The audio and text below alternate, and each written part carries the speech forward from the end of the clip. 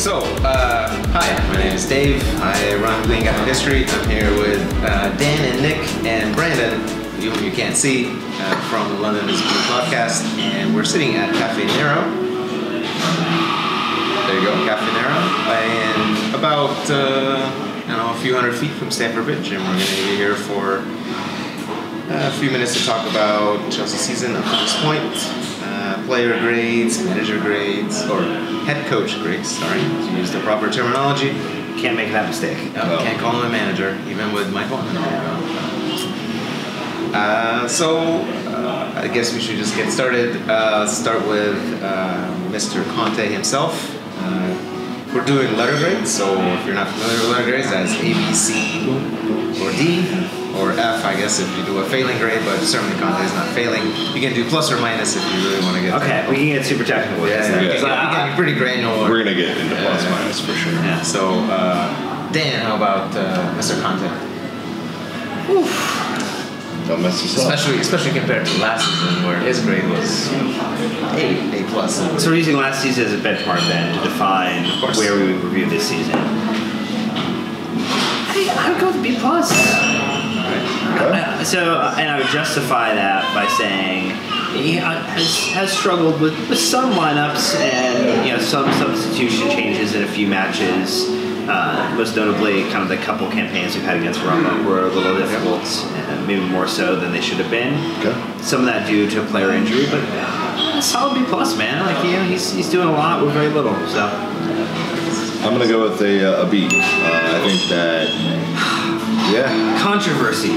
How dare I go? 2 minutes in. A half letter grade down. Look, I think that he had a more difficult offseason than maybe he should have.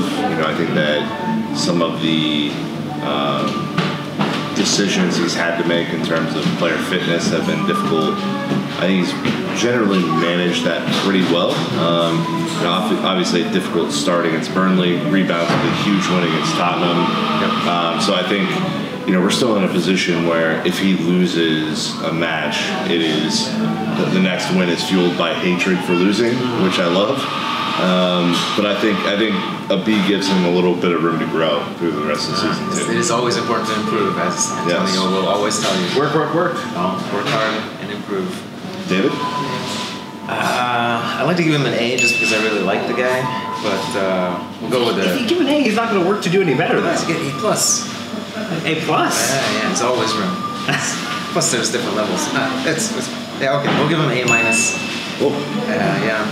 I think he's been dealt a pretty hard hand this season, just by expectations, by some of it by his own doing, with the whole Costa situation. Yep. Certainly that could have been handled a little better, but I like that, much like last season, he's not been afraid to change the technical setup. We've gone with the 3-5-2 more so these days. The minus comes from some of the terrible substitutions he's made in a couple games, most notably for me Manchester City, which still just baffles me why we put on, Willian? Morata got hurt. That one was just,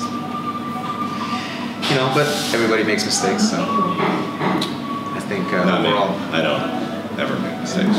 Except Nick. Yep. Nick's grade is always an A+. So it basically averages out to be a B+. Yeah.